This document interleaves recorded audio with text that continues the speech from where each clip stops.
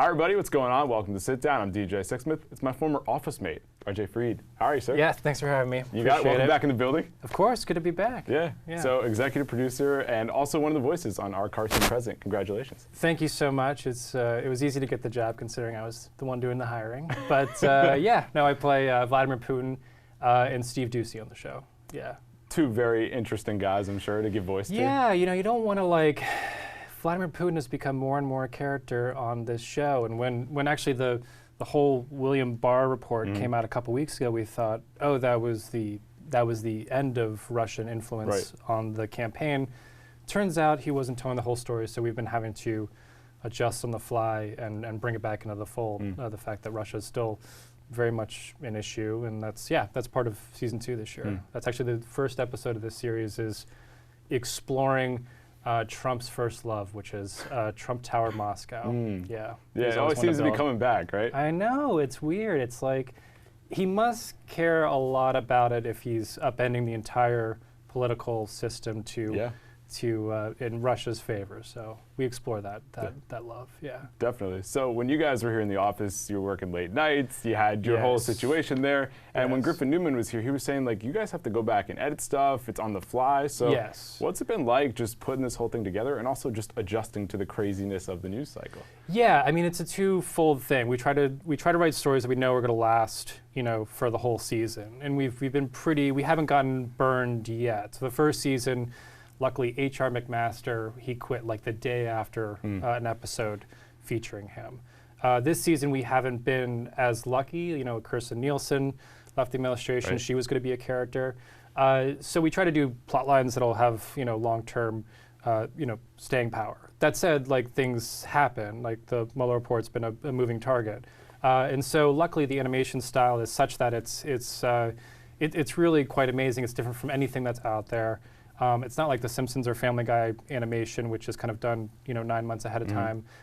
We're constantly, we can change it. And through this program, Adobe Character Animator, we can actually add lines right up until the day before delivery. Wow. We can change stuff. So we've had to do that. We'll have people come back in, Griffin being one of them. He'll come back in every few weeks, record a new line, make sure that he's had to do it with his character, Jared Kushner. Update the line, and we can reanimate it pretty quickly and keep the show, I guess as topical as say a South Park or something. Yeah. So when Griff was here, it was interesting because he was saying when he did the Kushner audition, he had the exaggerated voice, but that's kind of what everybody was doing. So what was it like auditioning people, and also just kind of unpacking the Trump administration that at times can be crazy and outlandish, and also just making that funny and giving some different light to it? Yeah, that's a great question because it's animation is this thing where things tend to play better when they're bigger because it's a lot of voice-based things. That said, you just don't want the action and the jokes coming from this administration naturally are pretty elevated, and so you don't want to go so over the top that the show kind of spins off orbit. And that's part of the reason we cast Jeff Bergman as Donald Trump. He came in with a take that was very grounded, felt very much like a real person that you could that could sustain multiple seasons. There were bigger, kind of more cartoonish takes, but we liked that it just felt like a real person.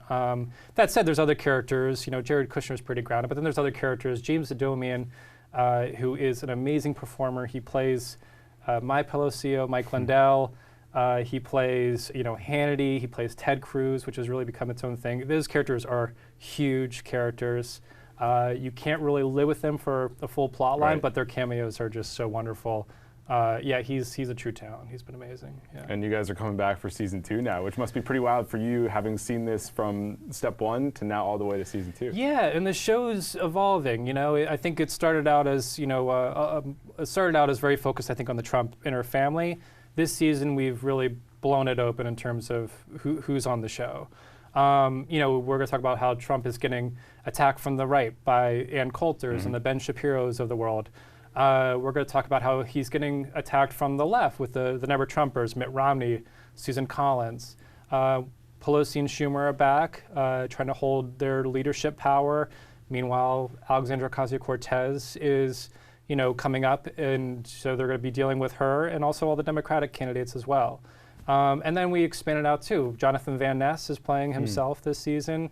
We have Elon Musk is going to be in the series. Oh, wow. Jeff Bezos is going to be in the series. So it's a much bigger world than we had last season. So. And that's the crazy thing is like each week there's new people to throw into the mix. And it's not just politics, it's people in entertainment, it's people in business. Like, it must be fascinating for you guys to really build this thing out. It's crazy that Mike Lindell is out there. This My Pillow guy is like in the White House speaking on behalf of the president. And that's the amazing thing about Trump. And what made this so necessary is he's such an all-encompassing person, and so much of comedy has had to adjust to it because it's really taken over, a lot of our lives. And so he's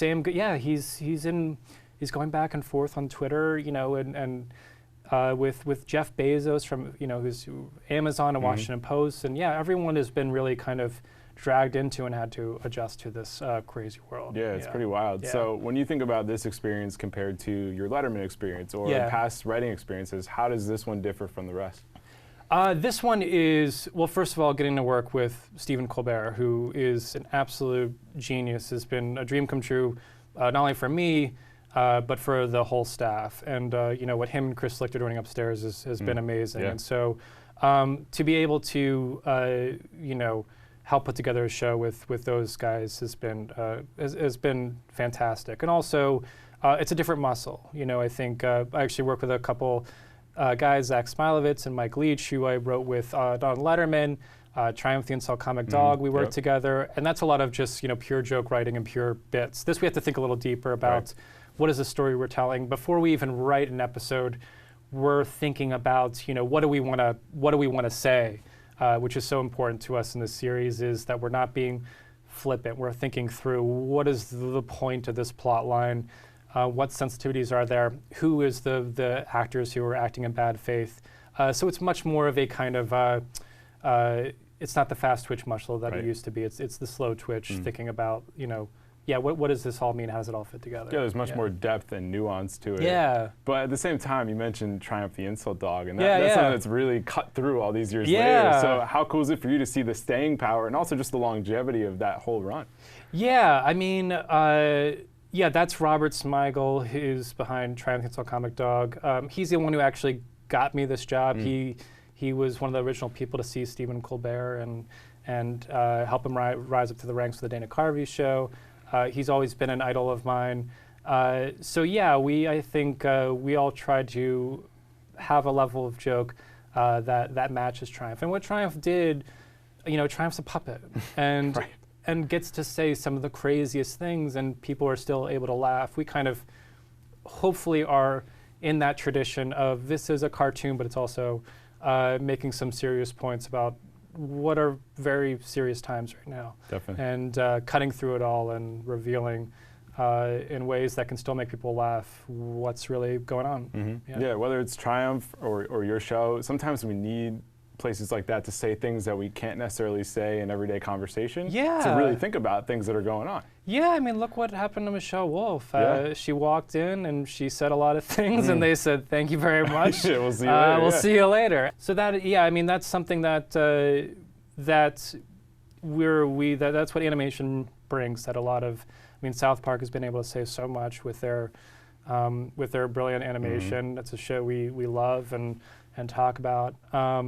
And Stephen Colbert, the character from the Colbert Report, was able to cut through so much because it was such a delightful, sharp, satirical character. No doubt. Now, I can't get out of here without asking you about your hockey career. It just pops out of nowhere that you were selected by the Panthers. So what's the backstory here with your hockey career? So I played hockey my whole life, played hockey in college. I was drafted by the Florida Panthers after high school. I played hockey in college, and when we were on the way to these games in Cornell and Colgate and Vermont and all that stuff, I would write comedy on the bus, and hopefully, and then one day, just decided I really wanted to do that. And felt like my hockey career, I'd gotten everything out of it that I could. I think a friend of mine once said, when I started writing comedy, at least now when you're at work, no one is going to punch you in the face. I think that's been a good nice. line there. Yeah, yeah. Do you ever wonder what could have been if you had gone right out of high school? Yeah, I guess sometimes. I mean, but comedy we get to do so much, and it really does. Hockey's been amazing. I think after that experience, nothing is hard. You know, you can, especially with this show, it's long hours, and you know, when we were first starting the show, it was a couple all-nighters a week. It was 5 a.m. you know, every night, and so after having experienced hockey, working hard on this show it's not that hard, and so that's been really valuable, and also learning to work as a team. You know, we depend so much on the animation for this show. Tim Lukey, who's the one who is the kind of creative vision of the whole show.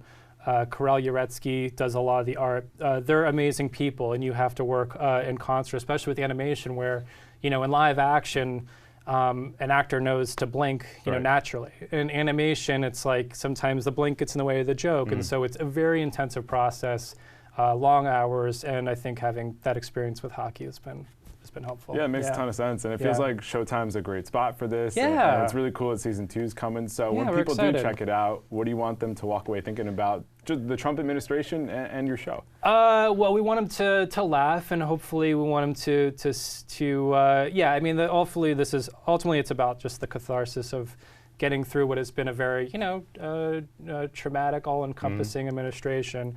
And, you know, come away with just some cutting material that's hopefully revealing and helping people work through what is going on out there. No doubt about it. Why don't you tell everybody where they can check out the show?